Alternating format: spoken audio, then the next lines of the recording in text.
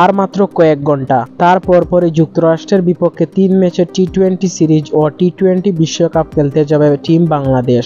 আজ বুধবার দিনগত রাত 1:40 এমিরেটসে চেপে দুবাই হয়ে যুক্তরাষ্ট্রের উদ্দেশ্যে বিমান চেপে বসবে টাইগাররা। 8 জুন যুক্তরাষ্ট্রের ডালাসে শ্রীলঙ্কার বিপক্ষে ম্যাচ দিয়ে শুরু হবে টাইগারদের এবারের বিশ্বকাপের যাত্রা। তারপর আরও 3টি গ্রুপ ম্যাচ আছে নাজমুল হোসেন শান্তর দলের। দেশ ছাড়ার আগে অধিনায়ক নাজমুল হোসেন শান্ত আর হেড কোচ চন্ডিকা হাথুরুসিংহের কেউ একটা বড় গলায় কথা বলেননি। শুধু বলেছেন টি-20 ফরম্যাটে ছোট দল বড় দল নেই, যে কাউকে হারাতে পারে।